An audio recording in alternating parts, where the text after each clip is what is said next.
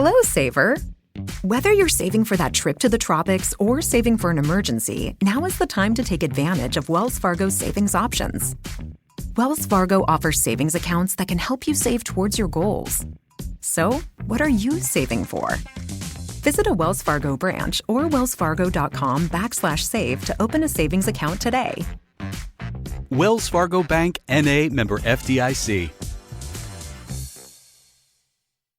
Hi there, Andrew Dunkley here, the host of Space Nuts. Glad you could join us again for a brand new episode. And coming up on this particular episode, 369, we'll be looking at solar winds. We've known about them for a long time, but we haven't really been sure about what creates them. Well, now they think they know.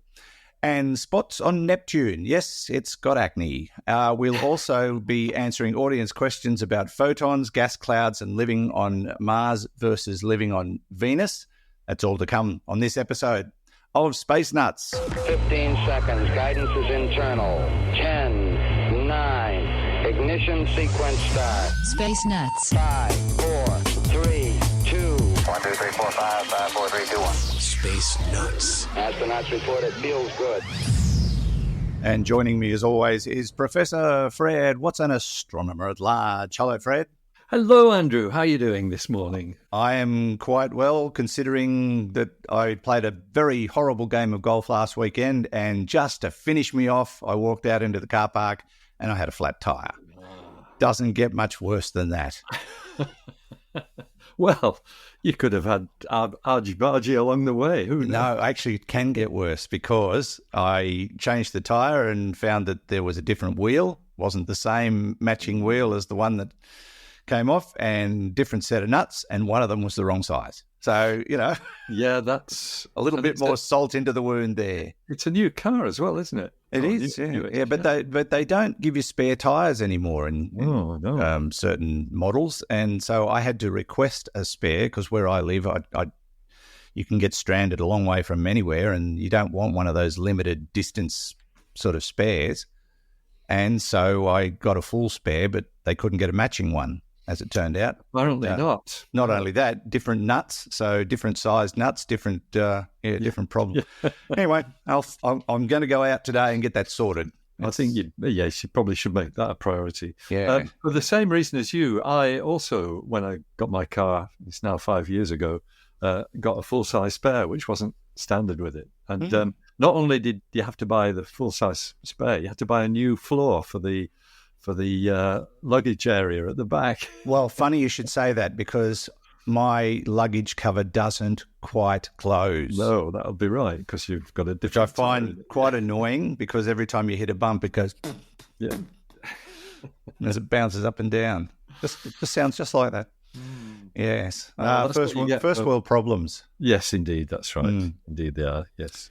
Okay, Fred, let's get down to business. And this first story is very exciting, and that is a NASA collaboration, the Solar Orbiter, which is focused on the sun, which we don't normally recommend, but these are specialized objects that look at the sun all the time. And they may have solved one of the great mysteries of the sun. This has probably got a lot of people talking. I think so, yeah. So, considering it's our nearest star, there's a huge amount that we still don't know about the sun. Yeah. Really quite extraordinary.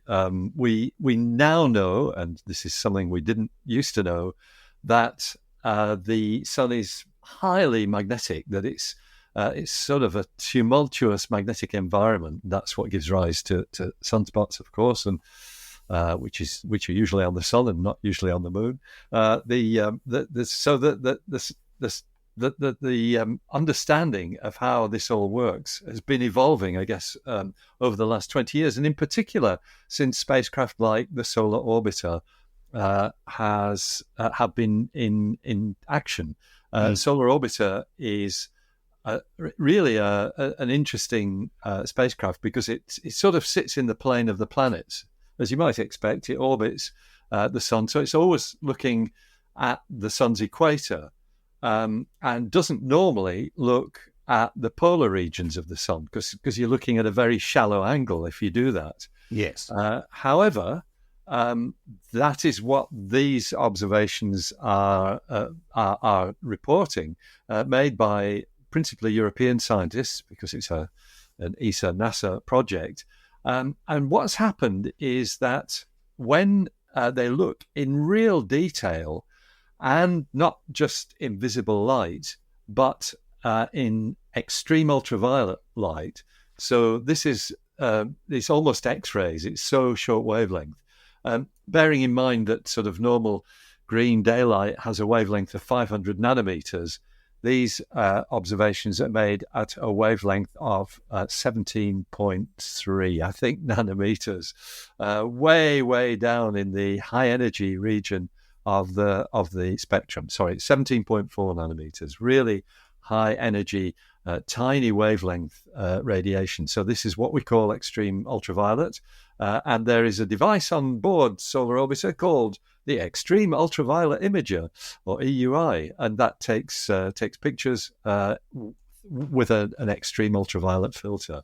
So the work that was done that's being reported dates from actually March last year, and it's an analysis, a detailed analysis of images of what's called a coronal hole in the sun's near the sun's south pole. And a coronal hole is a hole in the corona. What's the corona? The corona is the sun's the sun's inner atmosphere, if I can put it that way. The three main parts of the sun's disk, as observed by by normal astronomers for a long time, are the photosphere, which is the bit that we can see. That's the bright bit. The chromosphere, which is the sort of middle part of the atmosphere, and is actually, if I remember rightly, it's cooler than the photosphere. It's all a bit wonky in terms of temperatures. And then the corona itself, which is the outer atmosphere of the sun. So these coronal holes are sort of gaps in the inner part of the corona, where you can see a little bit further down into the chromosphere. And that's what these observations are about. What the scientists have done, have detected tiny, and by tiny I mean on the scale of the sun, tiny jets of material sort of squirting out from the sun's surface, the photosphere, lasting of order a minute, between 20 and 100 seconds, and spurting out at 100 kilometers per second. So that's pretty high energy stuff. They're very fast. And the thinking is that what we're seeing here is our first real hint as to how the solar wind is sort of ejected from the sun's surface, because this is the first time that something like this has been seen. I think these jets appear and disappear sort of all over the place, and with this very high speed. So this could be the holy grail, the missing link, if I can put it that way, in our understanding of how the sun works, courtesy of a spacecraft that's got incredible sensitivity in the extreme ultraviolet. The details that are being revealed here are quite extraordinary. And now, you said the observations were taken in March 2022. Why has it taken 18 months for them to make the announcement? That's pretty typical of research. Yeah, if you've got something that is an observation that needs a lot of what we call data reduction, where you're actually, turning the raw numbers that come from the spacecraft into things like images, and in particular velocities, because you have to calibrate the images to work out what sort of velocities these things are squirting out at. So I think the detail that we've seen here takes a long time to tease out, and hence the length of time that you've got to wait for the results. I think just one other thing that I mentioned. I said that the spacecraft is indeed looking at the sun's equator, but that's not permanent, because the spacecraft is in an orbit that will actually tilt eventually. And so I think in a few years we'll be seeing directly down onto the polar regions of the sun. and that probably means that we'll get a much better view of the bits of the solar disk that are being observed to find these jets. So I think this is a story that will evolve a little bit as time goes on. So we still don't know a lot, like whether or not this is happening all over the disk of the sun or only in parts of it. And I suppose the other thing is this happening all the time? Yes, that's right. So all of those questions are ones that we hope will be answered. I guess an indication of the importance of this work comes from the journal in which it's published, which is Science, and Science is the leading American journal for really high impact scientific discoveries. So I think the fact that it's in Science tells us that there's a lot of excitement about this, and this is something that maybe, as we're saying, it is the answer to the good old solar wind. That's where it comes from. So will this work have to be peer reviewed, or is that already past muster? That's a good question. It is on. I think it's peer reviewed already. Okay. But looking at the reference that we've got there, so yes. Now, like dark matter and dark energy, are solar winds incorrectly named, or is it actually wind? It's they could have probably had a better name, but I think the reason why it's called a wind is because it's like wind on Earth, which is particles of air blowing around molecules of air. The solar wind is particles. It's subatomic particles, which are highly magnetized, highly electrically excited. It's a plasma that's blowing out. But nevertheless, it is a wind. You could call it a breeze, but that's a bit, something moving at 1 million kilometers an hour, you wouldn't normally call a breeze, I don't think. Maybe solar gale might be better. Yeah, that seems more appropriate. And these are part of the reason we see aurorae, correct? Yes, that's right. Yeah, the solar wind interacting with the Earth's being spiraled into the Earth's magnetic field near the poles and interacting with the Earth's atmosphere.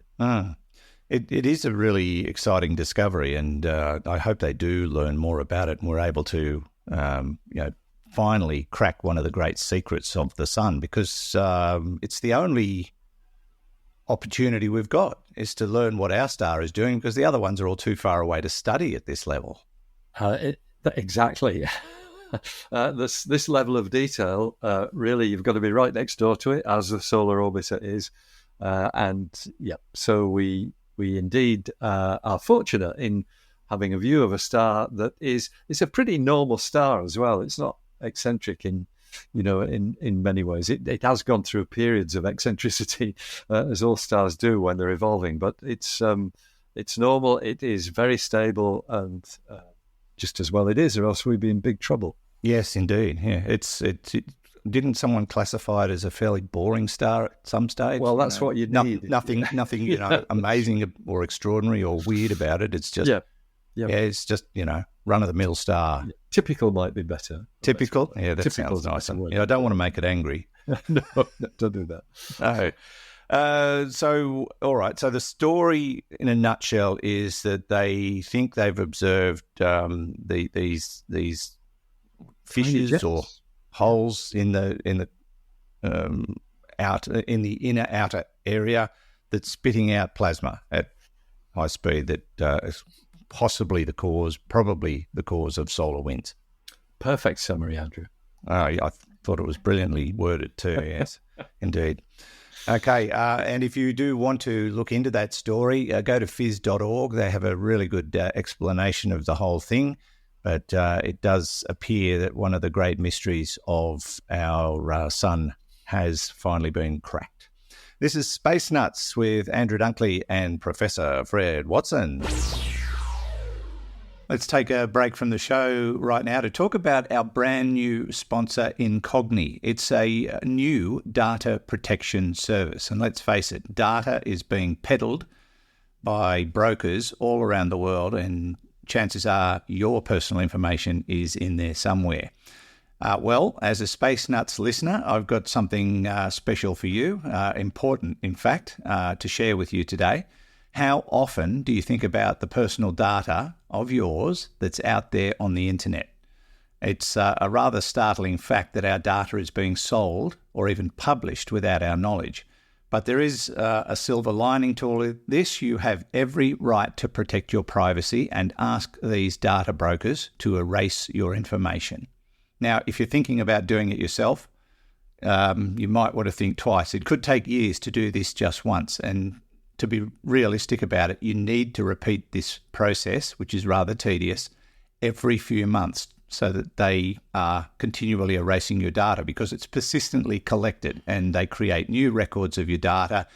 And you'd probably be surprised just where they get the data from and just how much they have on you. But here's the game changer, Incogni.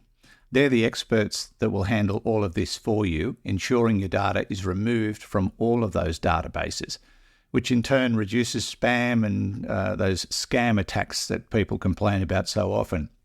And the best part, while their subscriptions are already incredibly affordable, as a special treat for our Space Nuts audience, you get up to 60% off if you join Incogni today. To find out more, check out their website and take advantage of our special 60% off offer. Head over to www.incogni.com/spacenuts, and Incogni is spelt INCOGNI.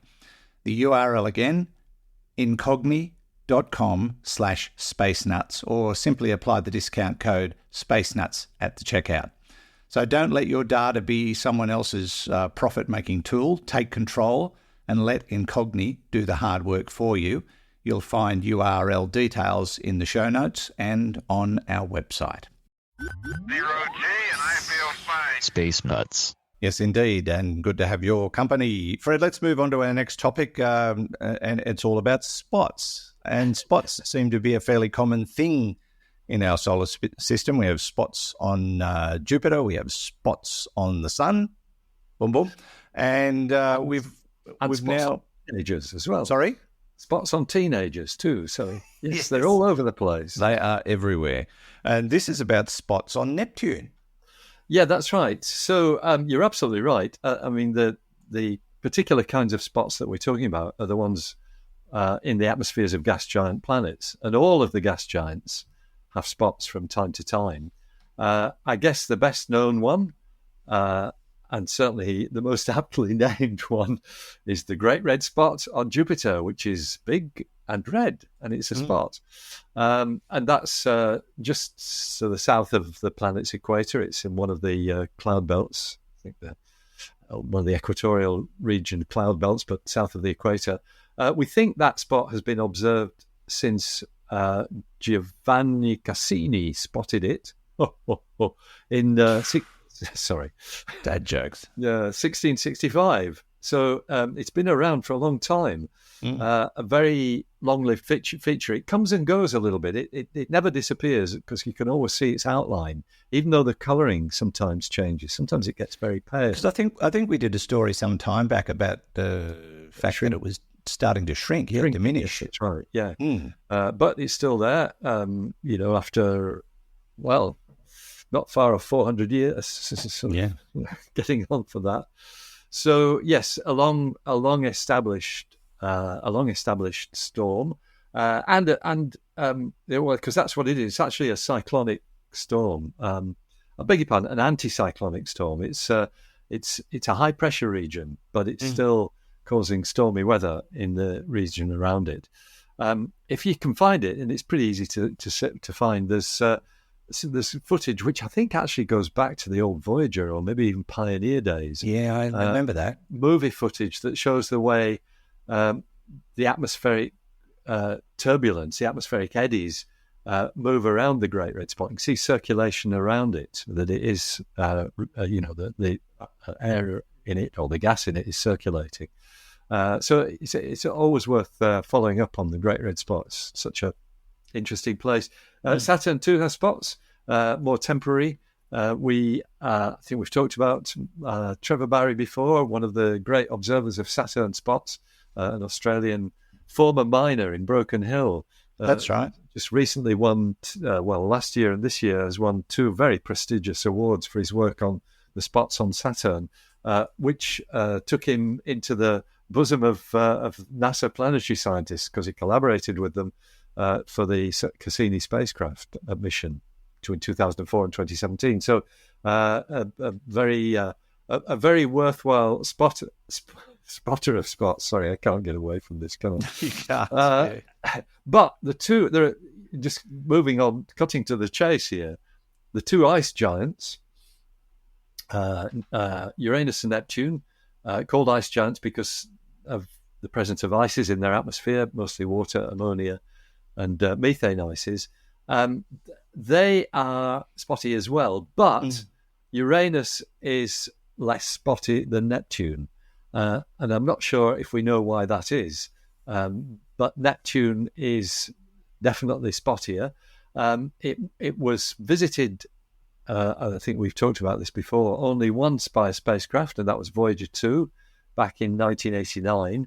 At the end of its grand tour of the giant planets, it flew by Neptune and showed a big spot on the planets in the planet's southern hemisphere. Yeah. Unlike the red spot, it was a dark one. So it was called the Great Dark Spot. And it actually, but the interesting thing is that when that was followed up by the Hubble Space Telescope, it was found to have disappeared. And other dark spots have come and gone. So they're much more temporary in the atmosphere of Neptune than they are in the atmosphere of Jupiter. So we now have new observations which are of Neptune's spotty face. And again, it's a dark spot. Now, this is a bit of history making because it's the first time spots on Neptune have been observed from a ground-based telescope. Yeah. And they were made by the European Southern Observatory's very large telescope, the VLT, on Cerro Paranal in northern Chile. The telescopes which Australian astronomers have access to now, courtesy of a strategic partnership brokered by the Australian government back in 2017. So these are telescopes that are used by Australian astronomers, but this work actually doesn't come from Australian astronomers. I think it's UK and USA, if I remember rightly. What they've done, and this is why it's interesting to use a ground-based telescope, because you can use very sophisticated instrumentation. With the Hubble, you kind of stuck with what was put on it when it was launched, and there are some very sophisticated instruments on board the Hubble, but you can do much better with a ground-based telescope. And in particular, there's an instrument called MUSE. Can't remember what MUSE is an acronym for. Oh, Spectroscopic Explorer, probably at the end. Multi-unit, I think that's what it is. Multi-unit Spectroscopic Explorer, which is a device that lets you look at the spectrum, not just of a single object, but of an area of an image. So you get what's called a data cube. You get a picture, but you get that same picture at every different wavelength. So it's sort of three-dimensional. And the work that's been done with MUSE on Neptune has revealed a dark spot, which is giving up its secrets because of the sophistication of the instrument that's being used, because you can actually deduce how deep it is in the atmosphere. It is quite deep, but it's not just a hole in Neptune's outer cloud layer, which I think for a while people have thought that's what these dark spots were, holes in the outer cloud layer that's letting you see darker layers below. But actually, it seems to be more to do with a natural darkness of that area of the cloud sublayer. So the outer layer of that you see of Neptune, the top of the cloud deck, what you're seeing is particles of haze. These are probably ice particles and other particles. But the thinking as to what causes this darkness is a mixture of some of the ices with different hazes that has turned it darker, if I can put it that way. Okay. So it's all about planetary chemistry. rather than holes in atmosphere, in clouds. It's about chemistry. That's the bottom line. But there is another discovery that's associated with this that's got the scientists very excited. And I'm not a spot specialist on Neptune by any means, but they're very excited to find a bright spot nearby, which has also been identified as being quite deep in the atmosphere and not a sort of phenomenon of the outer cloud layer of Neptune. So that's been given a name. It's been called a deep, bright cloud. But I don't think they've yet worked out what's causing it. I think it's a bit of a mystery, that.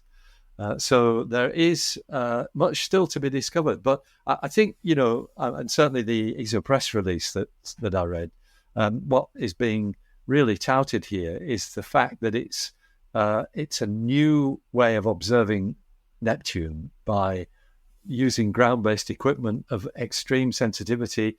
The resolution of the Very Large Telescope in terms of the amount of detail that it can see is quite extraordinary, and this is just a really nice example of that. Do we think these are storms? Yes, I guess they're caused, the thinking probably is that they are caused by some sort of storm-type disturbance in the atmosphere. Even though, the evidence is that this dark spot is actually, it's a chemical colouring of the lower atmosphere. That probably originates because of turbulence or disturbances in the atmosphere. Maybe another of these cyclones, long-lived cyclones, like we find on Jupiter. So I think there's still work to be done on that, Andrew. But stormy weather seems to be a common feature of today's episode of the podcast, as well as what goes on the outer planets. Yes, the sun and the gas giants. They all seem to have very similar anatomy, don't they? When you mean the observation or the planets themselves? Well, not so much the makeup of the planets, but the way they behave. Yes, that's right. Certainly, the gas giants do, because we don't actually know for certain that there is a core at the centre of them, although we expect them to be. And in fact, in the case of all the gas giants, you might expect it to be metallic because they all have strong magnetic fields, particularly Jupiter. So there are common features in the way they're put together. And of course, the reason why we've got gas giants out beyond, in the far depths of the solar system comes about because of the fact that they're beyond the frost line. So when planets were being formed, they could accrete ices more rapidly than the inner planets could, and got bigger more quickly. And that's what we think happened. Okay.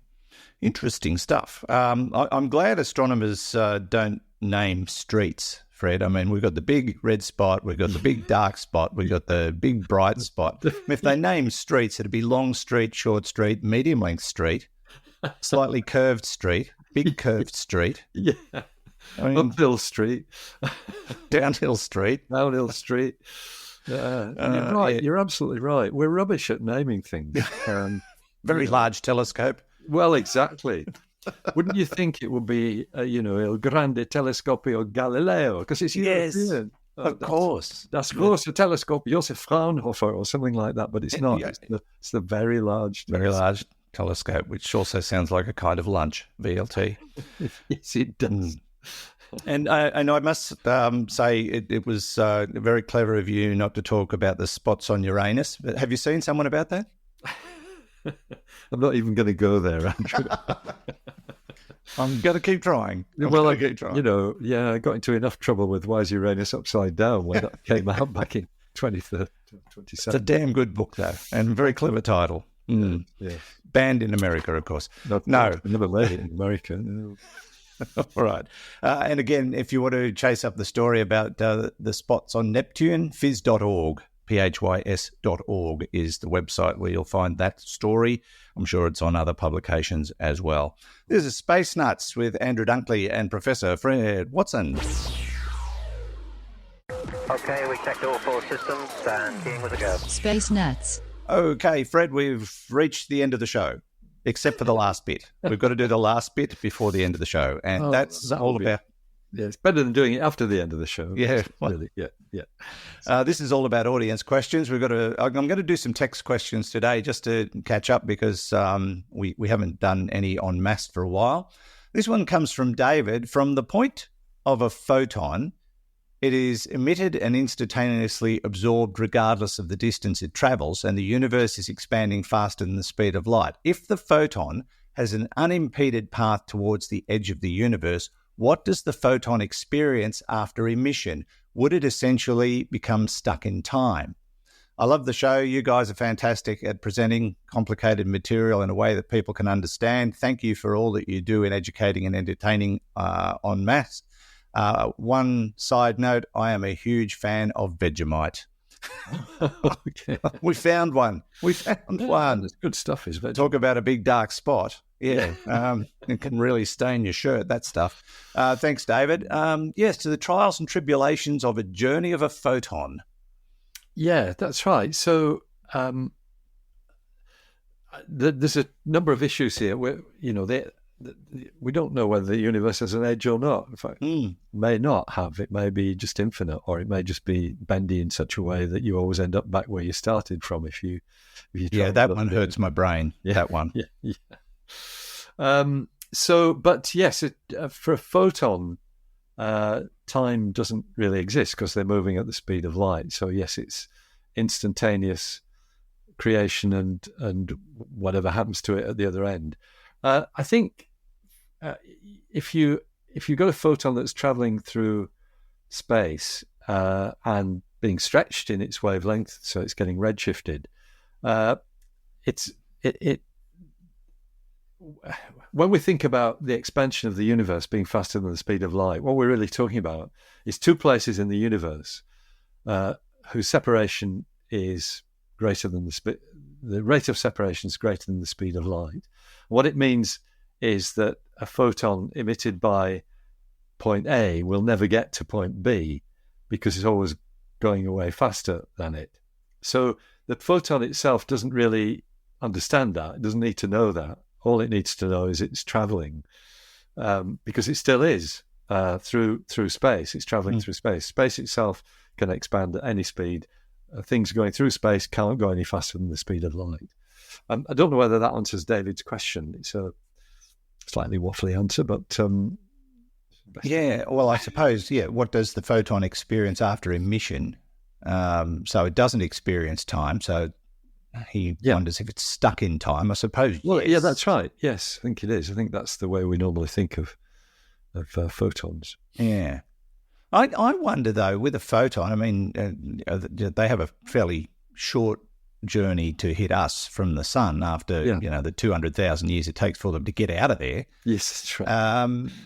What happens after they hit the planet? I mean, do they bounce off and go somewhere else, or do they get absorbed and that's the end of their life, which means they've been ripped off because they could have just missed us and gone on forever? Well, that's right. That's the extraordinary thing, isn't it? The photons that we receive from the sun are just a tiny fraction of what the sun emits. Most of them head off into outer space and to some distant civilization, if such things exist, it will just look like a star. But yeah, it's about the photon being absorbed, and so sometimes it's re-emitted as well, which is why you get greenhouse effects. Sometimes you get photons photons of light are absorbed, re-emitted as infrared radiation, and with a greenhouse blanket, that infrared can't get out, so everything just gets warmer. When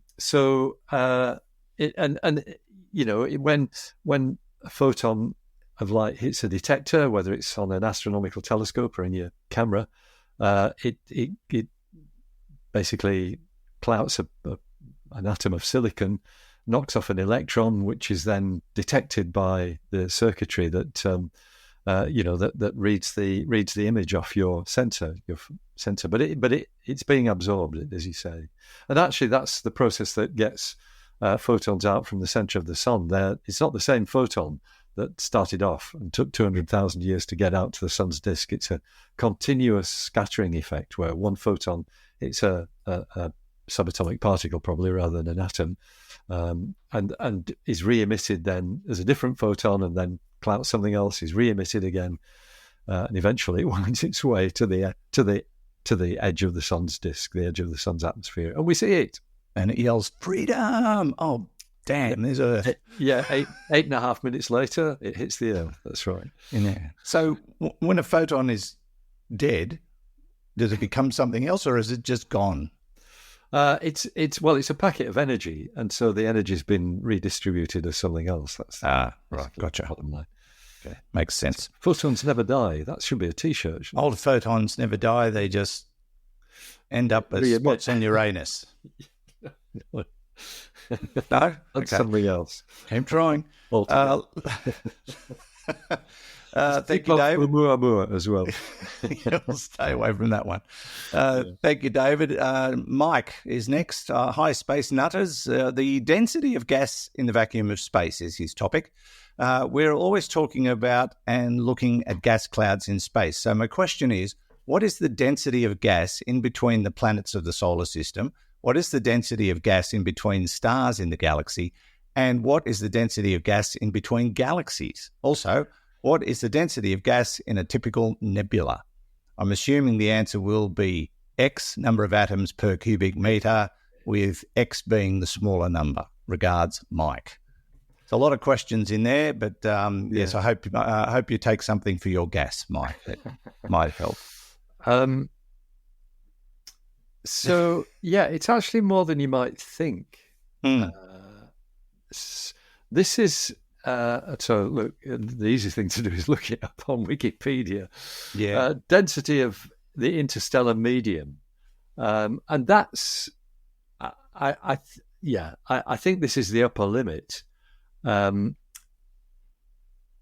where you could get, and I'm thinking now about giant molecular clouds. So that's kind of what Mike's asking about, the density in nebulae. And a figure here, I've got 1 trillion molecules per cubic meter. Oh. Now that sounds like a lot, but compared with the atmosphere on Earth, it's nothing. It's still very rarefied. But then if you've got some of the hot nebulae where things are a bit more excitable, so I guess that will be a cold giant molecular cloud, will be 10 to 12 molecules per cubic meter. In a hot nebula, it's going to be much, much lower. And in fact, the figure I've got here is maybe even as low as 100 per cubic meter. Did I say square meter there? I meant cubic meter. Okay. Cubic meter. So that's a sort of upper and lower limits in a way. And I think, the density of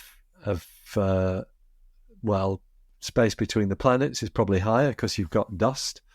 Let's just try and check that figure by putting interplanetary space. 5 particles per cubic centimeter. There you go. Oh, there you are. Yeah. That's not much. No, it's not. It's not. It's not much. Even when you make it cubic meters, it's not much. That's light on. Well, it's not light either. Okay. Does that cover everything?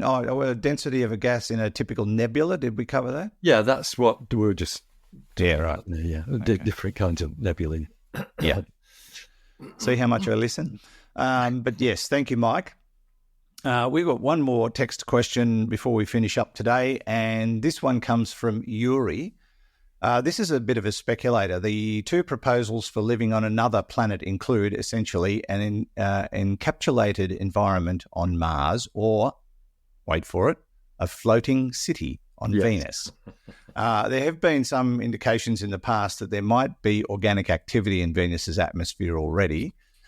Some of us psychology fans are wondering about the possibility of using algae to reduce the concentration of CO2 in Venus's atmosphere.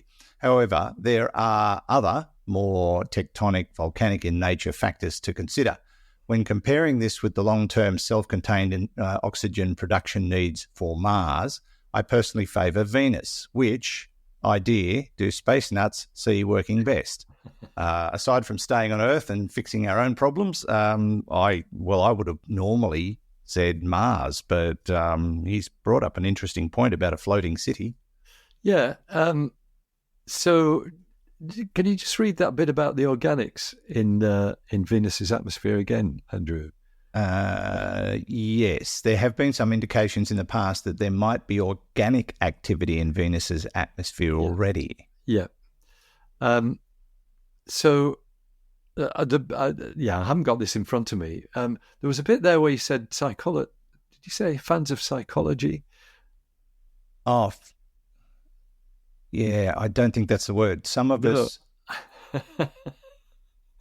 Is it phycology? Yeah, it could be. Yeah. Yeah, right. Phycology. Sorry, my brain just automatically interpreted an S. So, yeah. So the interesting ideas here. And, whether you could make...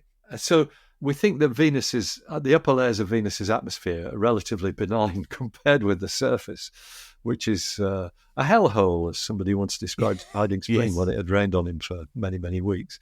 It's not a good place. 50 degrees Celsius, and really probably lots of noxious gases as well from possibly tectonic activity. We really don't know whether that's happening or not. Different ideas come out nearly every week. But in the atmosphere, there are regions where certainly the temperature is much more akin to what we have on Earth. I would worry about the sulfuric acid drizzle, but I think that's only at certain layers in the atmosphere. So organic chemistry, I guess, may be taking place. So I'm trying to remember that there was phosphine was thought to have been observed by scientists at the James Clerk Maxwell microwave telescope in Hawaii a few years ago. And that was very exciting because phosphine in rocky planets would have to be produced by living organisms, or most likely would be. And the popular press really latched onto that. They did. They took it to heart. But then new observations suggested that actually, I can't remember what it was. I think it might have been sulfur dioxide. It was something like that was not a biomarker, but has a very similar spectral signature to phosphine. So I think there's still research being done on that kind of organic activity within the atmosphere of Venus. Now, my bet, and I don't know whether you'd agree with me, I suspect you would, Andrew, is I'd rather be in a controlled atmosphere on Mars than subject to the vagaries of what might be going on with atmospheric chemistry on Venus. Yeah, I think so too. I think they're both fraught with danger. Yeah, because you're in hostile, inhuman parts of the solar system where we're not designed to live. So you're always subject to catastrophe, or the potential for catastrophe. So, but I think Mars would be a much more stable and much more controllable place to be. Yes. Perhaps. Well, that's right. That's right. We know that Mars is essentially geologically dead. Some people think that the methane bursts that we see on Mars may be due to residual volcanic activity down deep below the surface. But I'd much rather have that than hanging around Venus. And of course, one of the other hazards on Venus is you're much closer to the sun. So the solar wind is going to be much more of a tempest than a breeze. That's likely, I think, to be one of the difficulties with any kind of human habitation of Venus. I suspect most scientists wrote Venus off a long time ago as a potential place to take humans. But it's nice to see Yuri still thinking outside the box and wondering whether we could do something in the atmosphere. Yeah, and I've checked up on it because I needed to double check myself. Phycology is scientific study of algae. There you go. Yeah, yep. It's a branch of biology. More sense than psychology. Yeah, I wouldn't. My brain just went there. It's one of my great failings. If I don't understand a word, I'll replace it. Well, you could have thought, no, you could be forgiven. You could have thought, oh, that's obviously a typo. Well, that's probably how it went. Yeah, indeed. But it is. Thanks, Yuri. Interesting argument, but I'm still voting for Mars. Yeah. But I'll send you a note. Yes. All right. We're just about done. I don't do this very often, but I thought I'd give a plug to our sister podcasts, Astronomy Daily with Tim and Steve and Space Time with Stuart Gary. If you like the astronomy world and want to hear more on your podcasting platforms, have a listen to Astronomy Daily with Steve and Tim. They do a great job alongside Hallie, the effervescent artificial intelligence that we use, and Space Time with Stuart Gary, as always, is very informative and really nuts out some of the big stories in day-to-day astronomy life. So, definitely worth chasing up those two podcasts, part of the Bytes.com stable. And don't forget, if you have a question for us or anything along those lines, jump on our website and send it to us, text or audio style, spacenutspodcast.com or spacenuts.io. I nearly forgot what the letters of the alphabet were there. But yeah, it's worth doing, and have a look around while you're there. Maybe consider going to the shop and buying Why is Uranus Upside Down and Why Has It Got Spots? Ask a proctologist, or you can become a patron. That's an option as well. You can read all about it on our website. Fred, always a pleasure. Thank you so much. We'll catch you on the next episode.